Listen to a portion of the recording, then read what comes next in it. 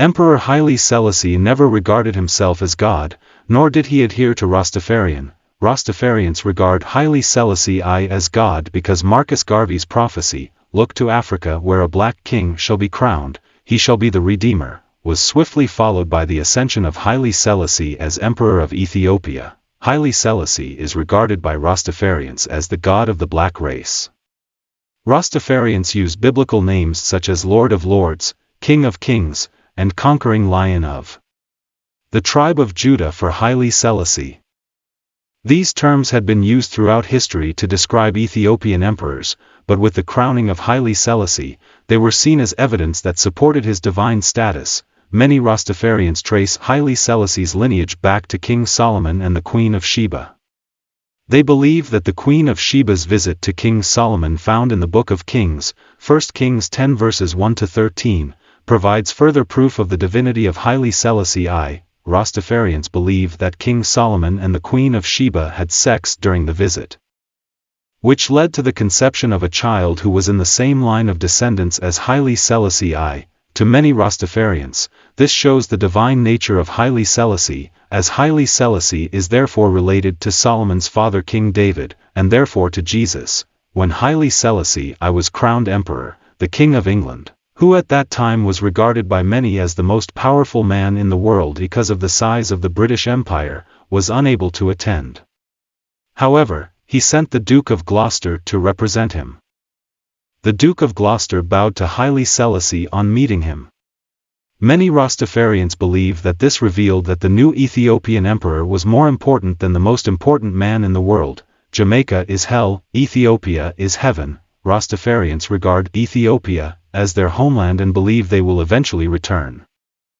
During periods of colonization, Africans were divided up and sent to destinations throughout the world, in most cases as slaves to whites. This is why many Africans found themselves in Jamaica and why it is regarded by many Rastafarians as hell. Ethiopia, the homeland, was seen as a place of fond memories of freedom and life prior to oppression. This meant it eventually became regarded as heaven. To develop this belief, Rastafarians refer to Psalm 137 v. 1, "By the rivers of Babylon we sat down. There we wept when we remembered Zion." The invincible emperor of Ethiopia is now arranging for expatriated persons of African origin to return to Ethiopia. Blacks believe that they will be repatriated to Ethiopia, where they will no longer be suppressed, and will live in freedom. According to most Rastafarians, this repatriation will be led by Haile Selassie. They believe their God will take charge and this will result in a joyous reacquaintance with their homeland. In practice, while many modern Rastafarians hold Africa in great admiration, they don't want to live there and are quite content living outside Africa. Haile Selassie was regarded as the Messiah of all black people by the Rastafarian movement. Let's try to see the history of the person who is the origin and destination of all this. Haile Selassie I, original name Tafari Makonnen, born July 23, 1892, near Harar, Ethiopia, died August 27, 1975, was Emperor of Ethiopia from 1930 to 1974, who sought to modernize his country and who steered it into the mainstream of post-World War II African politics. He brought Ethiopia into the League of Nations and the United Nations and made Addis Ababa the major center for the Organization of African Unity, now the African Union. Tafari was a great-grandson of Salah Selassie of Shua and a son of Ras Makonnen, a chief advisor to Emperor Menelik II. Educated at home by French missionaries, Tafari at an early age favorably impressed the emperor with his intellectual abilities and was promoted accordingly. As governor of Sidamo and then of Harar province, he followed progressive policies, seeking to break the feudal power of the local nobility by increasing the authority of the central government, for example, by developing a salaried civil service. He thereby came to represent politically progressive elements of the population. In 1911 he married Wezaro Menon, a great-granddaughter of Menelik II.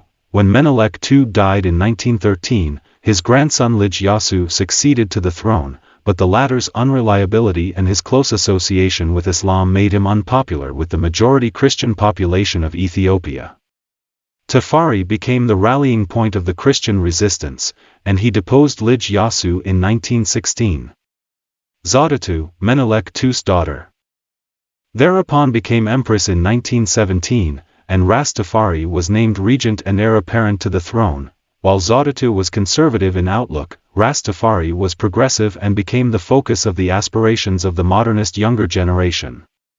In 1923 he had a conspicuous success in the admission of Ethiopia to the League of Nations. In the following year, he visited Jerusalem, Rome, Paris, and London, becoming the first Ethiopian ruler ever to go abroad. In 1928 he assumed the title of Negus, king. And, 2 years later, when Zodatu died, he has crowned emperor, November 2, 1930, and took the name of Haile Selassie, Might of the Trinity. In 1931 he promulgated a new constitution, which strictly limited the powers of parliament.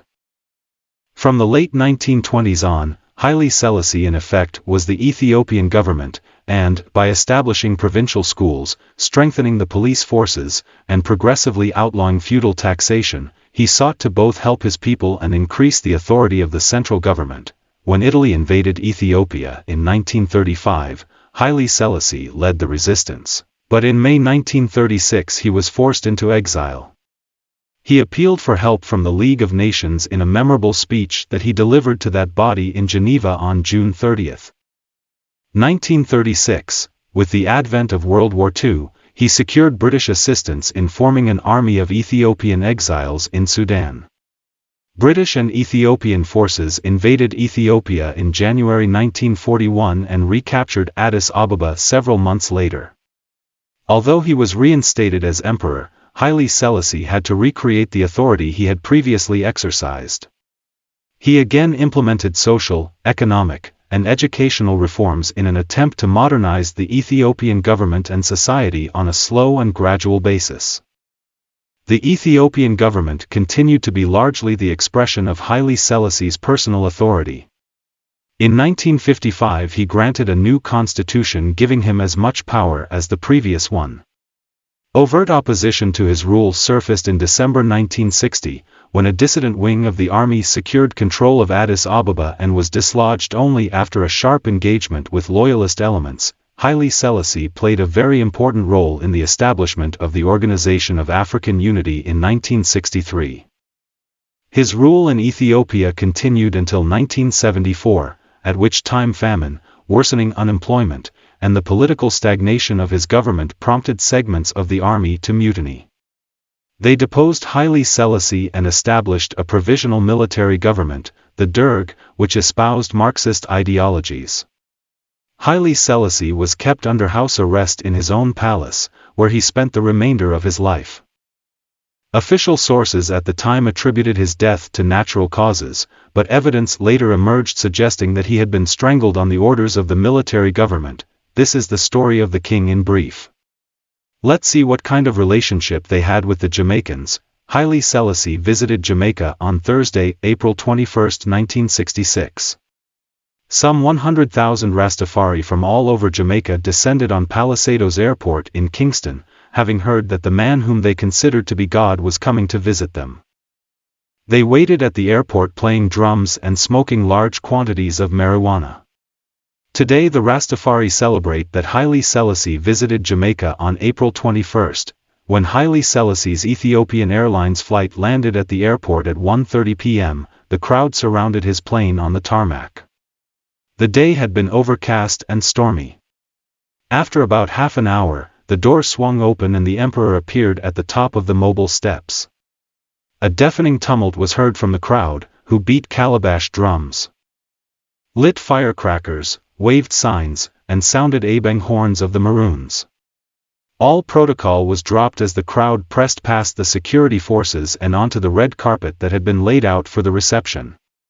Selassie waved from the top of the steps. Some interpreters have claimed that he shed tears, although this is disputed. He then returned into the plane, disappearing for several more minutes.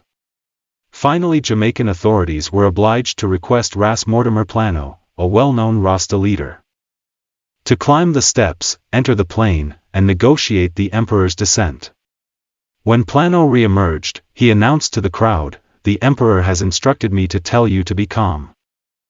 "Step back and let the emperor land." After Plano escorted the African monarch down the steps, journalists were puzzled by Selasi's refusal to walk on the red carpet on the way to his limousine, hence grunation, Ieric equivalent of foundation, uplifted, with the sound of the word ground in the sense of making contact with the soil. He was then driven to the king's house, the residence of Governor-General Clifford Campbell. As a result of Plano's actions, the Jamaican authorities were asked to ensure that Rastafari representatives were present at all state functions attended by His Majesty. And Rastafari elders, including Plano and probably Joseph Hibbert, also obtained a private audience with the emperor, where he reportedly told them that they should not immigrate to Ethiopia until they had first liberated the people of Jamaica. This dictum came to be known as liberation before repatriation. At a dinner held at the king's house, Rastas claimed that acting Jamaican Prime Minister Donald Sangster had stamped his foot at Lulu, Haile Selassie's pet chihuahua, who, they swore, had responded with the roar of a lion. Defying expectations of the Jamaican authorities, Selassie never rebuked the Rastafari for their belief in him as the Messiah. Instead, he presented the movement's faithful elders with gold medallions bearing the Ethiopian seal, the only recipients of such an honor on this visit.